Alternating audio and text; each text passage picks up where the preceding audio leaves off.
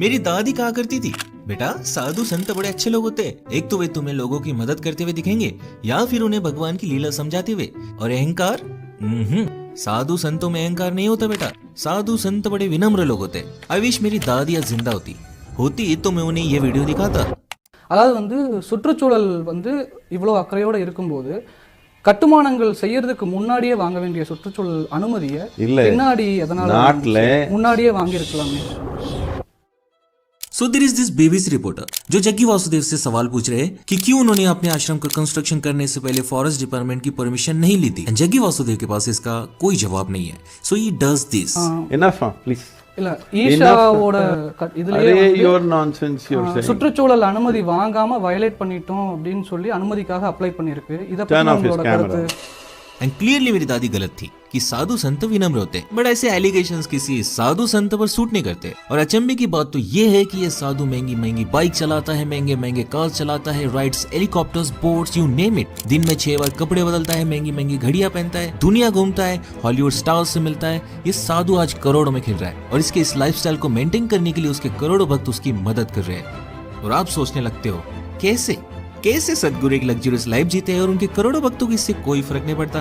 Plus वे उसे one way और another fund भी करते हैं। कैसे पूरी दुनिया उनके टीचिंग्स को अप्रिशिएट करती है, इंक्लूडिंग बिग सेलिब्रिटीज। कैसे एक व्यक्ति कहता है भगवान की संकल्पना इंसानों ने बनाई है, असल में क्रिएशन शून्यता से आई है और वो शून्यता मैं हूँ। और करोड़ों लोग उस व्यक्ति की इस बात पर यकीन भी कर लेते हैं। लेकिन मैं जग्गी वासुदेव के स्पिरिचुअल बिजनेस में इंटरेस्टेड नहीं हूँ। जग्गी वासुदेव और कमाए, हु केयर्स। मैं इंटरेस्टेड हूँ जग्गी वासुदेव की एनलाइटनमेंट वाली कहानी में। आई वांटेड टू नो कि उनके एनलाइटनमेंट की कहानी सच है या फिर अपने फॉलोअर्स को मूर्ख बनाने का जरिया। And you know what, I think it is.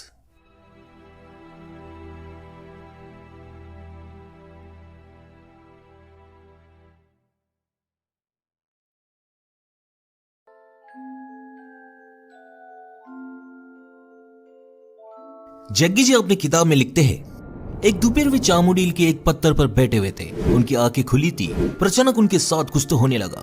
इसे एन आई कोट, मैं अपने पूरे जीवन काल में यही सोचता था कि मेरा मन और शरीर यानी मैं हूँ और दुनिया यानी जो बाहर है, लेकिन अचानक मैं जान नहीं पा रहा था कि क्या मैं हूँ और क्या मैं नहीं हूँ।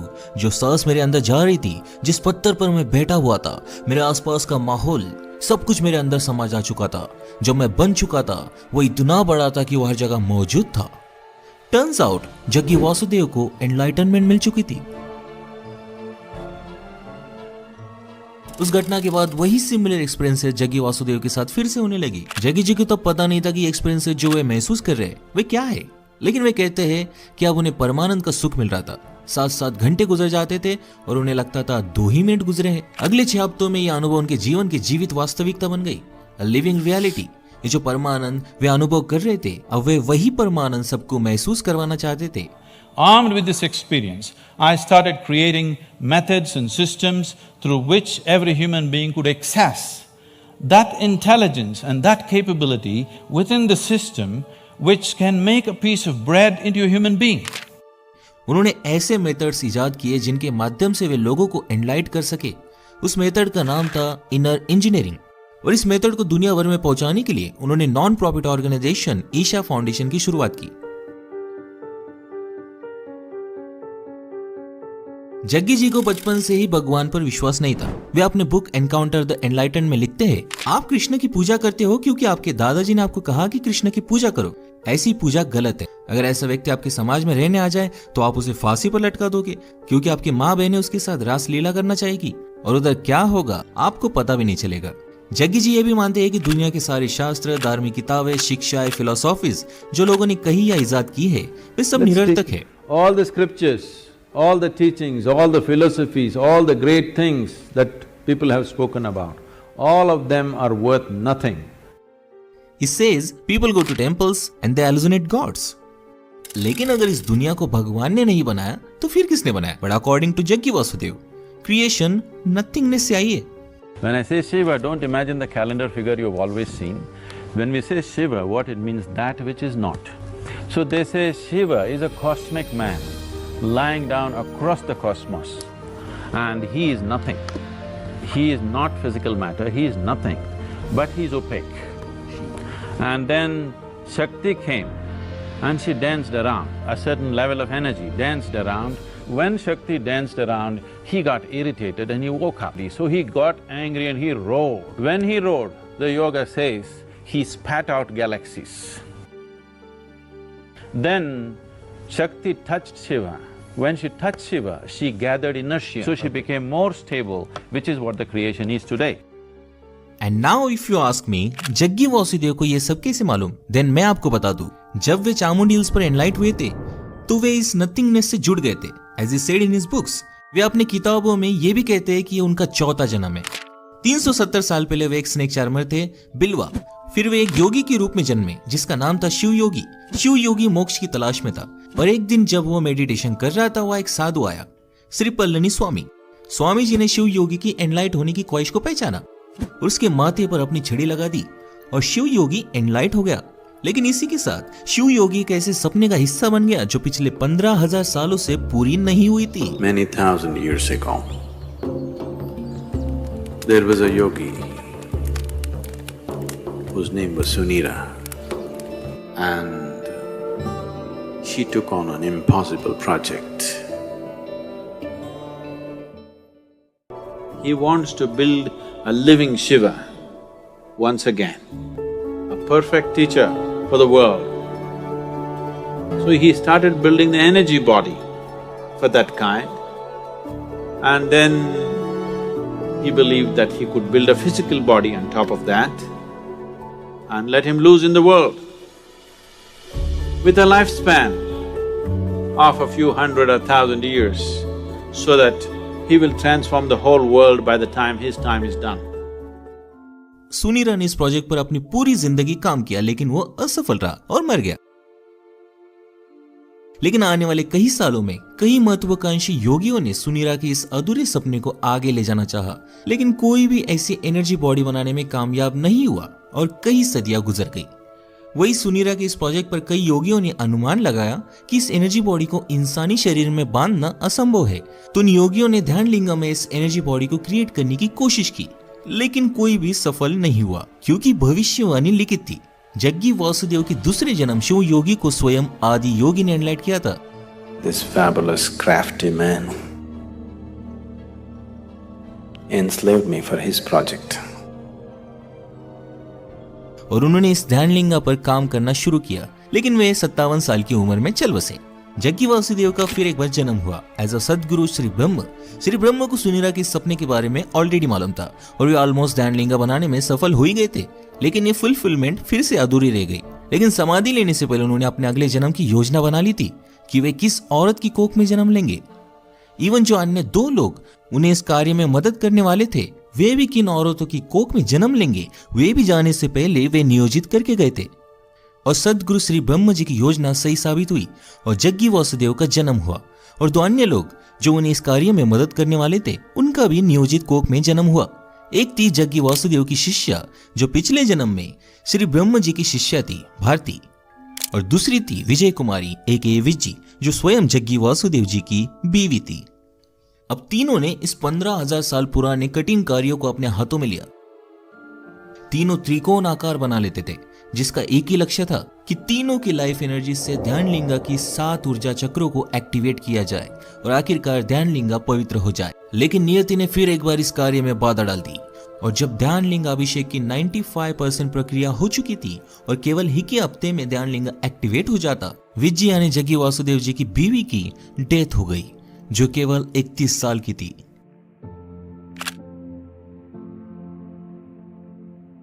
जग्गी जी ने बताया कि विज्जी ने महासमाधि ले ली है।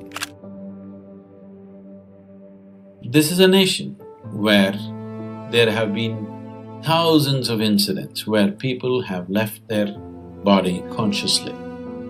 So she announced that she will leave almost 9 months ahead of that time. It was a natural process. ध्यान लिंगा का काम रोकना नामुमकिन था और जग्गी वासुदेव इसे इसी जन्म में पूरा करना चाहते थे। उन्होंने अपना और विज्जी का दोनों का रोल एक साथ निभाना शुरू कर दिया, लेकिन इस कारण उनके शरीर पर बहुत भार आने लगा और वे बेहद बीमार गिरने लगे। In about 8 months, maximum of 8 months, I aged about 25 years during the consecration process. Certain period of consecration, about 8 months' time, people just saw me like I am aging, like so extremely fast. I became, from a very vibrant young person, I just became an old person, absolutely, totally weak and shaky in 8 months' time. My hair grayed.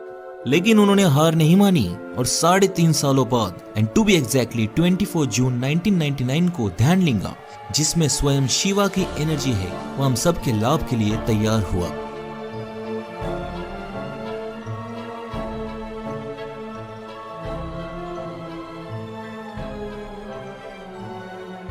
पंद्रह 15,000 साल पुरानी भविष्यवाणी पूरी हुई। जी हाँ, इस जगत गुरु को बनाने का सपना देखने वाले सुनीरा ने यह भविष्यवाणी पहले ही कर दी थी कि हजारों सालों बाद एक योगी आएगा जो इस सपने को पूरा करेगा। वे योगी सदगुरु जग्गी वासुदेव थे। लेकिन एक साथ दो लोगों का कार्य अपने ऊपर लेने के बाद उनके शरीर को अनेक रोगों ने घेर लिया था और वैसे भी उन्होंने ध्यानलिंगा बनने के बाद 42 साल की उम्र में अपना शरीर छोड़ देने का निर्धार भी कर लिया था। In 8 months' time, my hair grayed completely, my whole body changed, everything happened. Everybody knew anyway I'm going to die shortly. They knew, because I had told them, I had prepared them for this, I told, this is how much I'm going to live, beyond that it will not be there. लेकिन उनसे प्रेम करने वाले उनके शिष्य including Bharti ने सदगुरु के दाहिने पैर में एक तांबे का पायल चढ़ा दिया, एक अलौकिक धागे के साथ, जो मॉडर्न भाषा में कहूँ तो एक वाईफाई की तरह काम करता है, जो एनर्जीज की लेन देन करता है। सदगुरु के शिष्यों की एनर्जीज सदगुरु के शरीर में इस तांबे के पायल के कारण आती है, जिसने उन्हें आज तक जिंदा रखा है। अगर वे ये तांबे का पायल निकाल दे तो वे मर जाएंगे। This is in many ways keeps me alive, physically alive. Jaggi Vasudev हमेशा से ही सदगुरु थे, बल्कि अपने पिछले के पिछले जन्म शिव योगी के रूप में हुए थे। जब श्री पल्लनी स्वामी जी ने उनके माथे पर छड़ी लगा दी थी, चामुंडी हिल्स पर केवल उन्हें याद आया था कि वे सदगुरु हैं, वे इस व्याप्त नथिंगनेस से जुड़े हुए हैं और वे उसका हिस्सा है। द मोमेंट उनके माथे पर वो छड़ी लगी, वे सर्वज्ञानी बन गए। क्रिएशन से लेकर big bang theory, planetary motion, Darwin theory of evolution, human psychology, the science, history, technology, mathematics, philosophy, religion, black magic, everything you can imagine of. सदगुरु जग्गी वासुदेव को हर चीज का ज्ञान मिल चुका था। He knows everything. When it comes to life, it doesn't matter what you say, what you think, what you do, what I say will happen. When it comes to life, fundamental life. So I am an authoritarian because I don't listen to anybody. If God comes, I will not listen to him because I know better than him. This sounds absolutely egoistic, stupid, Mike Tyson-like.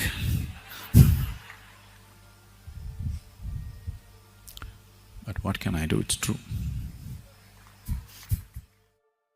But wait. There is a problem. Jaggi ji ने तो कहा था उनके wife विज्जी ने महासमाधि ले ली थी, लेकिन विज्जी के पिता के अनुसार तो विज्जी का मर्डर हुआ था और वो मर्डर सदगुरु जग्गी वासुदेव ने किया था।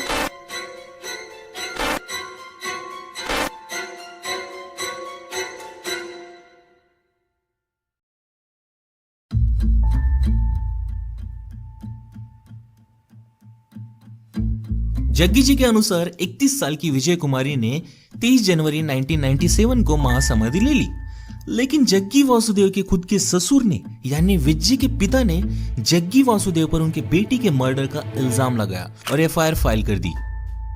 ये खबर उस वक्त इंडियन एक्सप्रेस न्यूज़पेपर ने छापी थी, जिसके अनुसार ईशा आश्रम के योगी जग्गी वासुदेव पर उनके बीवी विजय कुमारी उर्फ विज्जी के मर्डर के मामले में चार्जेस लगाए गए हैं। पुलिस को दिए गए कंप्लेंट में विज्जी के पिता टीएस गंगना जी को लगता है उनकी बेटी की मौत में कुछ तो गड़बड़ है। लास्ट टाइम उनकी बेटी उन्हें 15 जून 1996 को मिली थी और 23 जनवरी 1997 को उन्हें जग्गी वासुदेव द्वारा मैसेज मिला कि उनकी बेटी मर चुकी है और गंगना जी के कई बार रिक्वेस्ट करने के बावजूद जग्गी वासुदेव ने विज्जी के लाश को जल्दबाजी में जला दिया 24 की सुबह गंगना जी के आने से पहले। उन्होंने ये भी कहा कि उनकी कम्युनिटी में लाश को जलाने की प्रथा है ही नहीं। जग्गी ने जानबूझकर लाश को जला दिया ताकि सारे सबूत मिट जाए। गंगना मानते हैं कि जग्गी ने अपनी बीवी का मर्डर किया है क्योंकि उनका आश्रम के किसी शिष्य के साथ अफेयर था। गंगना जी के कंप्लेंट के आधार पर केस दर्ज की जा चुकी है, लेकिन पुलिस आश्रम पहुंची तो गॉडमैन जग्गी यूएस से चले गए थे। इन्वेस्टिगेशन जारी है। लेकिन पुलिस के इन्वेस्टिगेशन के अनुसार उन्हें कोई सबूत नहीं मिला क्योंकि बॉडी ऑलरेडी जल चुकी थी। तो पुलिस ने लैक ऑफ एविडेंस के कारण केस को बंद कर दिया और एक फाइनल रिपोर्ट बनाई। लेकिन इस फाइनल रिपोर्ट में उन्होंने विज्जी के पिता टीएस गंगना जी द्वारा बताई गई बातों पर कोई इन्वेस्टिगेशन नहीं की थी।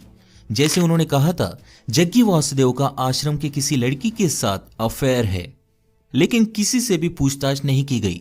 इवन जो लोग वहां समाधि एवं अंतिम संस्कार के वक्त मौजूद थे उनसे भी कोई पूछताछ नहीं की गई। बट थिंक अबाउट इट, आप इन सारी बातों के बारे में लॉजिकली सोचो, क्यों जग्गी वासुदेव ने विज्जी के पिता और उसके 2 बहनों के आने का इंतजार नहीं किया, जबकि उन्होंने जग्गी जी से बार बार रिक्वेस्ट की थी कि उनके आने तक विज्जी का अंतिम संस्कार ना किया जाए। विज्जी के पिता के अनुसार उनकी कम्युनिटी में लाश को दफनाया जाता है, पर जग्गी जी ने लाश को जलाया।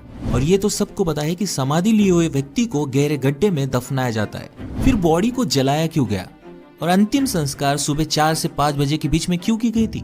इतनी क्या जल्दी थी? और जब उन्होंने साफ कहा है अपनी किताब में कि विज्जी की समाधि के बाद उन्हें 2 लोगों की एनर्जी खुद क्रिएट करनी पड़ी थी और इसी कारण वे भयानक पीड़ा से गुजर रहे थे। उन्हें तो बोलना तक नहीं आता था, लेकिन जब पुलिस तहकीकात करने आती है वे तभी यूएस से लेक्चर देने कैसे चले जाते हैं। जग्गी जी अपनी किताब में लिखते हैं कि विज्जी यानी उनकी बीवी ने उन्हें समाधि के 9 महीने पहले ही समाधि लेने की इच्छा जाहिर की थी। फिर विज्जी ने 1 महीने पहले ही कैसे समाधि ले ली? वो 1 हफ्ता रुक भी सकती थी क्योंकि ध्यान लिंगा बनने में 1 हफ्ता ही बचा था।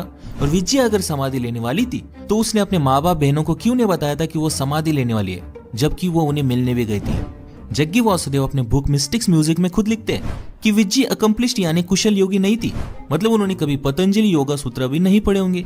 अब जो मोक्ष पाने के लिए महान महान साधु 50-50 साल साधना मेडिटेट करते हैं, वो एक साधारण बैंक एम्प्लॉय कैसे पा लेती है? जग्गी वासुदेव इवन ये भी कहते हैं कि विज्जी ने जग्गी को कभी अपना गुरु माना ही नहीं और ना ही उन्हें जग्गी की ये लाइफस्टाइल पसंद थी। वो तो ध्यान लिंगा का हिस्सा भी नहीं बनना चाहती थी। विज्जी को इवन जग्गी जी और भारती की बढ़ते हुए नजदीकी से दिक्कत भी थी। अब जो औरत एक साधारण जीवन व्यतीत करना चाहती थी, जिसके अपने पति के अन्य शिष्यों से बढ़ रहे नजदीकियों से दिक्कत हो रही थी, जिसकी बेटी केवल 7 साल की थी, वो समाधि क्यों लेगी वाला? These are just doubts I had in Sadhguru's story of Vijji's death. हम उन पर कोई एलिगेशंस नहीं लगा रहे, वो हमारा काम है ही नहीं। उन्हीं की किताब में लिखा गया है कि ध्यानलिंगा अभिषेक की प्रक्रिया विज्जी की उपस्थिति में खत्म हो जाती, लेकिन जग्गी जी की शिष्या भारती को अपने बच्चे के एनुअल फंक्शन में जाना था। कितनी मूर्खता वाली बात है ये। क्या भारती को मालूम नहीं था कि ये ध्यानलिंगा कितना बड़ा प्रोजेक्ट है, उसकी इंटेंसिटी क्या है, कि ये 15,000 साल पुरानी प्रोफेसी है? कई योगी इसमें असफल हो गए। जग्गी वासुदेव को 4 जन्म लेने पड़े। खुद भारती का ये दूसरा जन्म था। उसका जन्म ही ये कार्य पूरा करने के लिए हुआ था और वो अपने बच्चे के स्कूल फंक्शन में चली गई थी। रियली?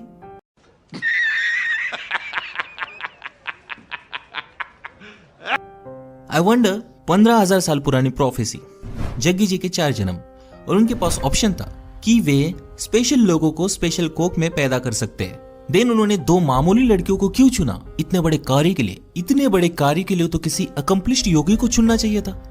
बात तो सही है। ये कहानियां, ये सारे फैक्ट्स किसी दंत कथा जैसे नहीं लगती जो किसी 6 साल के बच्चे ने लिखी हो।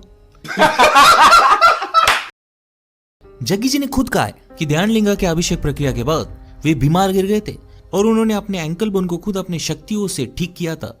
इवन अपना अस्थमा भी 1 घंटे में ठीक कर दिया था। In a field hockey game, I fractured my left ankle. I was in excruciating pain, and by then I had also become a chronic asthmatic, and I had a very severe bout of asthma. I sat down with my eyes closed for about little more than an hour. When I came out, my asthma left me, never to come back again. And above all, my fractured leg was perfectly okay in little more than an hour's time. लेकिन इस interview में वे ये कहते हैं, So 3 years ago, it so happened, I was playing soccer with the kids and I tore my left knee. Then the only damn game I can play is golf. सो साक्षात भगवान अपनी नी bone ठीक नहीं कर पा रहा और दुनिया भर में अस्थमा के आज 262 मिलियन पेशेंट्स है। अगर जग्गी जी के पास इसका इलाज है तो वे इलाज सबको दे क्यों नहीं रहे? राइट? अगर जग्गी वासुदेव ने पहले ही प्लान किया था कि ध्यानलिंगा अभिषेक के बाद वे 42 साल की उम्र में अपना शरीर छोड़ देंगे, तो उन्होंने शादी क्यों की थी और अपने बेटी को जन्म ही क्यों दिया था, जबकि उन्हें पता था कि उनके मरने के बाद उनकी बीवी विधवा हो जाएगी और उनकी बेटी अनाथ। लेकिन वे अपनी शादी को भी जस्टिफाई करते हैं, कहते हुए कि ऋग्वेदा में लिखा गया है कि ध्यानलिंगा का अभिषेक एक ऐसा ही योगी करेगा जो गृहस्थ योगी हो, यानी शादीशुदा योगी हो।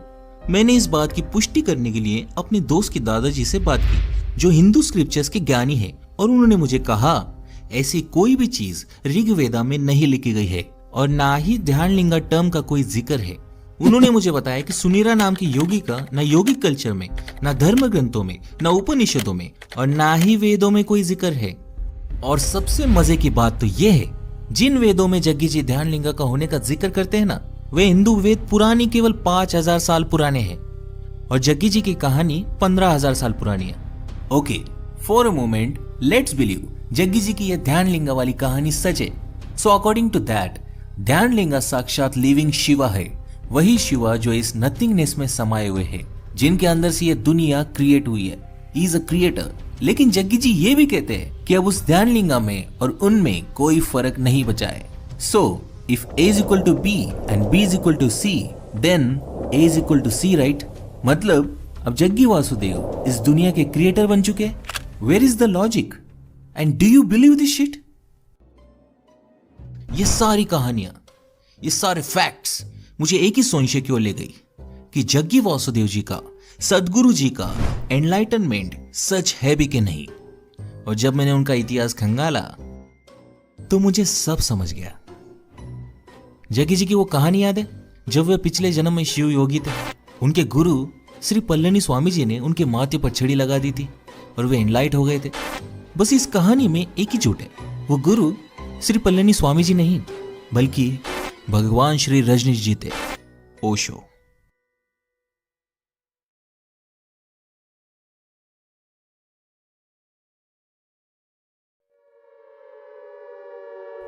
सो 70 के दशक में अमेरिका में गरीबी, वॉर, रेशियल भेदभाव के कारण लोगों का ट्रेडिशनल रिलीजन्स पर से विश्वास उठ चुका था और तब अनेक स्पिरिचुअल लीडर्स ने इन वल्नरेबल लोगों को अपनी स्पिरिचुअलिटी प्रीच करना शुरू कर दिया।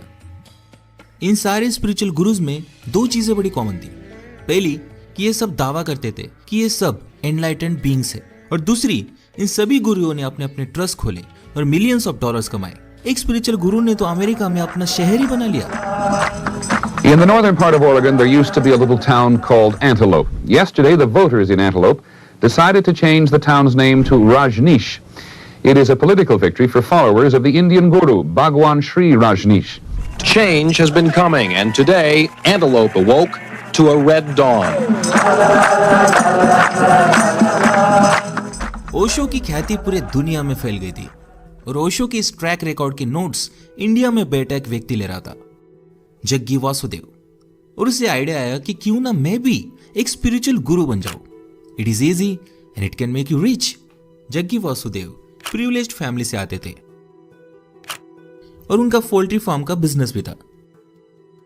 जग्गी जी अनेक बार दावा कर चुके हैं कि उन्हें 12 साल की उम्र से योगा और मेडिटेशन की नॉलेज थी और उनका आज मेन प्रोडक्ट भी उसी के अराउंड रिवॉल्व करता है, विच इज इनर इंजीनियरिंग और ईशा योगा। लेकिन सच तो यह है कि जग्गी जी 1984 में ऋषि प्रभाकर से सिद्ध समाधि योगा सीखने गए थे। न्यूज लॉन्ड्री को आंध्र प्रदेश बेस्ड एक योगा टीचर ने बताया कि जग्गी वासुदेव और वे गोमतागिरी मैसूर में ऋषि प्रभाकर से सिद्ध समाधि योगा सीखते थे और जग्गी ने ऋषि प्रभाकर को 1984 में ज्वाइन किया था, जहां वो अपने बीवी से भी मिले थे। उनका इसके पहले योगा से कोई भी नाता नहीं था। ऋषि प्रभाकर ने जग्गी जी को कोयम्बतूर में अपना सेंटर खोलने के लिए भेजा था, लेकिन जग्गी जी ने सिद्ध समाधि योगा को रीपैकेज करके उसका नाम ईशा योगा रख दिया और अपना खुद का सेंटर खोल लिया। And the rest is history. You would think इतना काफी है उनकी फर्जीगिरी साबित करने के लिए, बट हमारे पास और भी सबूत है। But let me tell you, इन स्पिरिचुअल गुरुज का मेन प्रोडक्ट योगा या मेडिटेशन नहीं होता, बल्कि एनलाइटनमेंट होती है। ये लोगों को एनलाइटनमेंट भेजते हैं। जग्गी ये बखूबी जानते थे और उन्होंने भी अपनी एनलाइटनमेंट की, अपनी सर्वज्ञानी होने की स्टोरी बनाई। लेकिन जग्गी वासुदेव ने ओशो की पूरी नकल कर ली, और नकल कितनी भी अलग हो, समझ तो आ ही जाती है। लाइक जग्गी जी दावा करते हैं कि उन्होंने कोई वेदास या स्क्रिप्चर्स नहीं पढ़े और ना ही कोई philosophies.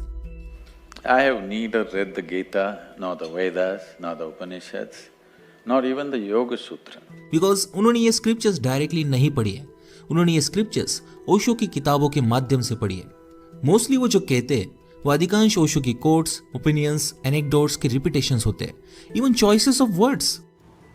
You clearly disturb people who see those sort of statements as profound, profane. I love to disturb people. A guru is somebody who disturbs the fundamental aspects in you. I am not going to console anybody. He is not a solace peddler. Because the more you console them, the more retarded they remain. All kinds of conclusions that you have drawn, Disturb them. he disturbs everything in you. That challenge will bring their capacities to the climax. He is somebody who is there to assist you towards your liberation. Jaggi ji की enlightenment nothingness यानी शून्यता तक जाती है। शिवा कोई being नहीं है, बल्कि इस नथिंगनेस में समाये हुए है, और इस नथिंगनेस में मिल जाना ही एनलाइटनमेंट है। और उसके वे 112 तकनीक बताते हैं। ये कॉन्सेप्ट विज्ञान भैरव तंत्र से आती है, और इस तंत्र को उस वक्त ओशो ने ही प्रचलित किया था। कोई 112 विधियां हैं सारे जगत में ध्यान की, और प्रत्येक विधि अद्भुत है। Tantra will not give you the answer, Tantra will give you the technique. Jaggi जब भी शिवा की बात करते हैं, जैसे Shiva being good and evil, both light and dark, यही स्टाइल और व्यूज ओशो भी इस्तेमाल करते थे। ओशो कहते थे शिवा के पास कोई फिलोसॉफीज नहीं थी, उनके पास केवल मेथड्स थे। All the questions Devi is asking, Shiva is not going to answer at all. On the contrary, he will give a technique. And if Devi goes through this technique, she will know. यह बात उन्होंने खुद को और अपने course को describe करने के लिए रख ली। Once they understand few basics, then we teach methods with which they can make these dimensions within themselves in a conscious manner. This is not a philosophy, this is a technology. Jaggi जी हमेशा कहते हैं, Now, whatever I say, don't believe this. But don't be a fool and disbelieve this. Guess what, ये quote उन्होंने कहां से उठाया? ओशो की किताब I celebrate myself, God is nowhere, life is now here से। I have not told you to believe it, I have not told you to disbelieve it. Jaggi ji कहते हैं उन्हें फिलोसॉफीज पसंद नहीं। Philosophies are fantastic explanations for those things which cannot be explained. क्योंकि ओशो को भी पसंद नहीं थी। A philosopher thinking about truth is just like a blind man thinking about light. Jaggi जी एक कहानी सुनाते हैं। जब एरिस्टोटल हेराक्लिटस से मिले थे, देखा जाए तो दोनों अलग अलग टाइमलाइन से आते, उनके मिलने की कोई बात बनती ही नहीं। ये तो गलती है, राइट? बट अगर हम मान लें जग्गी जी ने ये कहानी अपनी बात रखने के लिए कही हो तो ठीक है, लेकिन ये सेम गलत कहानी ओशो अपनी किताब हिडन हार्मोनी में कह चुके हैं। पूरी दुनिया में केवल ओशो ने ही लिखा है कि एरिस्टोटल और हेराक्लिटस मिले थे। अब ये कैसे मुमकिन है कि पूरी गलत कहानी ही कोइंसिडेंटली जग्गी जी ने सबको सुना दी? बट स्टिल मैं इन सारी बातों को संयोग एवं कोइंसिडेंस समझूंगा, मान लूंगा, लेकिन अगली सिमिलैरिटी को कोइंसिडेंस मानना बहुत मुश्किल है। Here is another anecdote. सदगुरु जी सुनाते हैं, एक औरत जी कृष्णमूर्ति के साथ शॉपिंग करने गई थी, तो कृष्णमूर्ति जी एक छोटा सा टाई खरीदने के लिए इतना वक्त लगा रहे थे कि उस औरत ने सोचा, जो व्यक्ति एक टाई को लेकर इतना कंसर्न फील करता है वो एनलाइटेंड कैसे हो सकता है भला, और उस औरत ने जय कृष्णमूर्ति को छोड़ दिया। But let me tell you, similar anecdote Osho भी सुना चुके हैं अपने किताब में, क्योंकि वो औरत जय कृष्णमूर्ति को छोड़कर सबसे पहले ओशो से मिलने गई थी। एंड आई डोंट नो कि सदगुरु को इस कहानी के बारे में कहां से मालूम पड़ा। ऐसे सैकड़ों उदाहरण मैं आपको दे सकता हूं, but I think you get the point. Jaggi Vasudev ने सब कुछ ओशो से कॉपी किया है, लेकिन ओशो की गलती है जग्गी जी ने कॉपी नहीं की। ओशो हमेशा हिंदुइज्म को क्रिटिसाइज करते थे, जो इंडियन पॉलिटिशियंस को रास नहीं आती थी। पॉलिटिशियंस ने ओशो पर दबाव बनाया और उन्हें मजबूरन देश छोड़ना पड़ा। जग्गी जी भले ही ओशो के पद पर चल हिंदुइज्म को क्रिटिसाइज करते रहे, लेकिन उन्होंने ड्यूअल कैरेक्टर अपनाया। अपने एनलाइटनमेंट में, अपनी टीचिंग्स में, अपने आश्रम में उन्होंने ध्यानलिंगा, शिवा, आदि योगी, भैरवा जैसे टर्म्स को यूज किया ताकि उन्हें कोई अपोज न करे।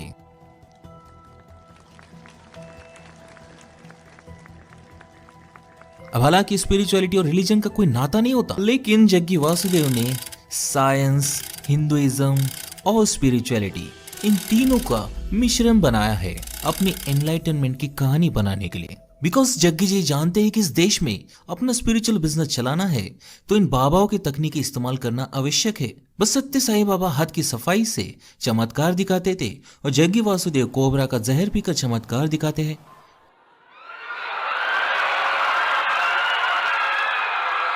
आगे ध्यानलिंगा बनाने के लिए उन्हें लोकल भक्तों से डोनेशन मिला और उन्होंने 150 एकड़ जमीन खरीदी अपना आश्रम खड़ा करने के लिए, जहां आज ईशा फाउंडेशन खड़ा है।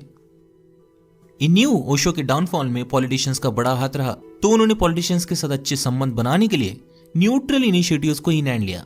ऐसे ही 2006 में जग्गी वासुदेव ने पूरे तमिलनाडु में पेड़ लगाने का इनिशिएटिव हाथ में लिया। इसमें उन्हें नए भक्त और वॉलंटियर्स तो मिले ही, लेकिन उस वक्त के सीएम करुणानिधि भी इस इनिशिएटिव में शामिल हुए।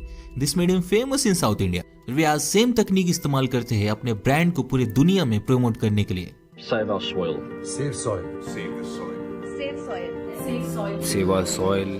2008 में स्टार विजय ने जग्गी वासुदेव के साथ वीकली शो एयर करना शुरू कर दिया, जिसमें वे अलग अलग सेलिब्रिटीज के साथ बैठकर spirituality, social problems, yoga, meditation और जो मन में आए उस टॉपिक पर बात करते थे। லேபர் இருந்தாலும் மத்தியானம் 1 மணி நேரம் இடைவெளி கொடுக்குறாங்க, நமக்கெல்லாம் சாப்பாடு நேரத்துல நமக்கு இடைவெளி கொடுக்க மாட்டாங்க। शो बढ़िया था और इसलिए ईशा फाउंडेशन ने सेम कॉन्सेप्ट पर खुद का शो बनाया। My work is just to help people to understand that going in installments is not going to get you to infinite. It was a win-win situation.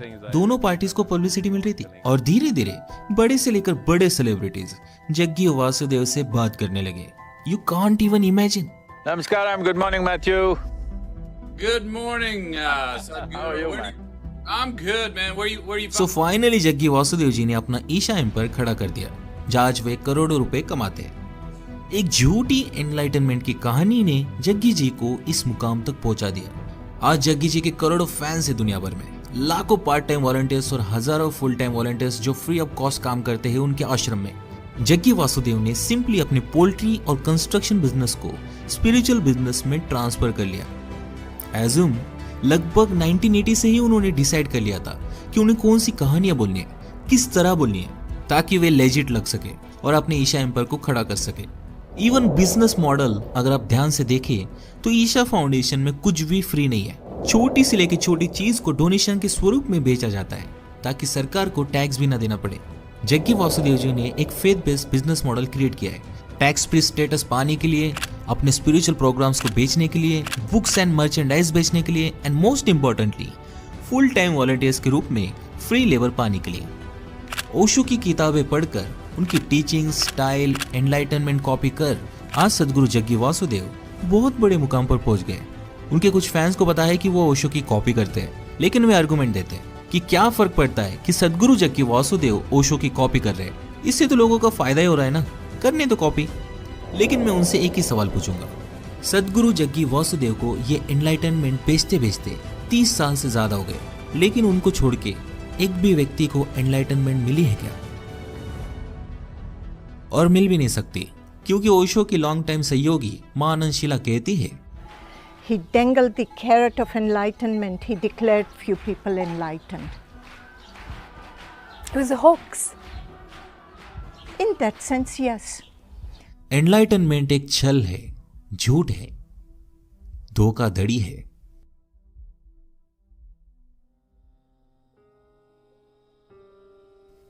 To be honest, लोगों को brain wash करना बहुत आसान होता है, इतिहास गवाह है। बस आपके पास ऐसी कहानी होनी चाहिए जिससे आप गलीबल वल्नरेबल लोगों को बेच सके। और क्या फर्क पड़ता है वो कहानी सेकंड हैंड ही क्यों ना हो, राइट? एंड मुझे कोई दिक्कत नहीं है कि लोग अपने आप को जग्गी वासुदेव के पास सरेंडर कर रहे हैं। अगर आपको मदद हो रही है देन प्लीज आप जाइए, लेकिन इतना जरूर याद रखिए, आश्रम में आपको एक कोर्स के बाद दूसरा कोर्स खरीदने के लिए ब्रेन वॉश किया जा सकता है और आखिर में आपको अपनी रियल लाइफ छोड़कर आश्रम में संन्यास लेने कहा जा सकता है, जबकि जग्गी वासुदेव खुद एक लग्जरियस लाइफ जीते और उनकी बेटी शादीशुदा है। आज कई पेरेंट्स अपने बेटे बेटियों को पाने के लिए मदद की गुहार लगा रहे हैं। First daughter, marriage and divorce, and then another one marriage, you know, and then take some jewels, Isha yoga, Isha yoga, Isha yoga, and he settled child.